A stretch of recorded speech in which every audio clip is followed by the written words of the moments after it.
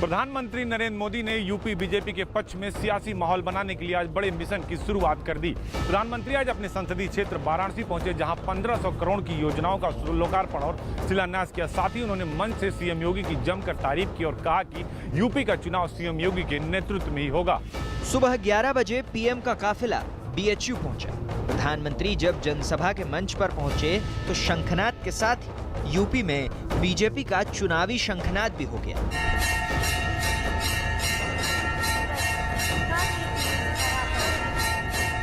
CM योगी ने मोदी को रुद्राक्ष से बना एक अंगवस्त्र भेंट किया।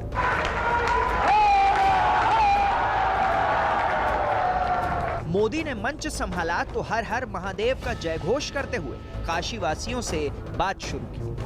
हर हर महादेव।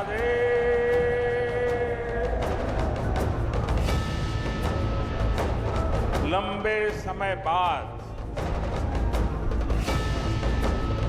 आप सब लोगन से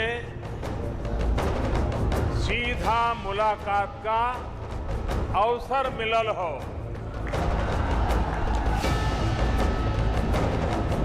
काशी के सभी लोगन के प्रणाम। प्रधानमंत्री ने मंच से योगी सरकार की कई बार तारीफ की। यूपी में हालत फिर संभलने लगे हैं। आज यूपी कोरोना की सबसे ज्यादा टेस्टिंग करने वाला राज्य है। आज यूपी पूरे देश में सबसे ज्यादा वैक्सीनेशन करने वाला राज्य है।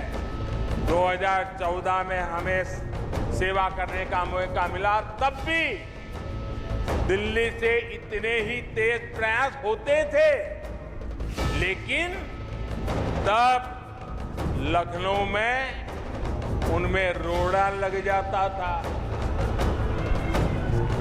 आज योगी जी खुद कड़ी मेहनत कर रहे हैं। यूपी में कानून का राज है, माफिया राज और आतंकवाद जो कभी बेकाबू हो रहे थे, उन पर अब कानून का शिकंजा है। पूर्वांचल से प्रधानमंत्री का संदेश साफ है कि यूपी मतलब योगी। 2017 के विधानसभा चुनाव की शंखनाद भी प्रधानमंत्री नरेंद्र मोदी ने पूर्वांचल से की थी। 2017 में बिना सीएम के चेहरे के बावजूद बीजेपी को प्रचंड जीत मिली। इस बार यूपी में बीजेपी के चेहरे हैं, हिंदुत्व का फेस और ब्रांड हिंदुत्व का बीजेपी के पोस्टर बाय योगी आदित्यनाथ। भले ही वाराणसी में प्रधानमंत्री के क्षेत्र का कायाकल्प हो रहा हो, लेकिन प्रधानमंत्री ये चाहते हैं कि 2022 में मजबूती के साथ सरकार वापसी करे। वाराणसी पहुंचे पीएम योगी ने रुद्राक्ष कन्वेंशन सेंटर का उद्घाटन किया। कन्वेंशन सेंटर के आंगन में मोदी ने रुद्राक्ष का पौधा लगाया। कन्वेंशन सेंटर के उद्घाटन के मौके पर जापान के राजदूत भी मौजूद रहे। सीएम योगी ने उद्घाटन के मौके पर कहा कि ये जापान और भारत की दोस्ती का नया दौर है। आदरणीय प्रधानमंत्री जी के करकमलों से जापान के सहयोग से इस अंतर्राष्ट्रीय कन्वेंशन सेंटर रुद्राक्ष के शिलान्यास और भूमि पूजन का कार्यक्रम संपन्न हुआ था। जापान के प्राचीन और अर्वाचीन मैत्री का एक केंद्र बिंदु यह रुद्राक्ष बनेगा।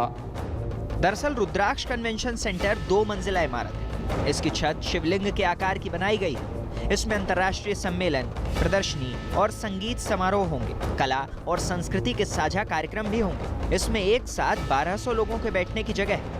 JICA यानी कि जापान इंटरनेशनल कोऑपरेशन एजेंसी और VCC यानी कि Varanasi international cooperation and convention centre के सहयोग से रुद्राक्ष सेंटर बनाया गया है।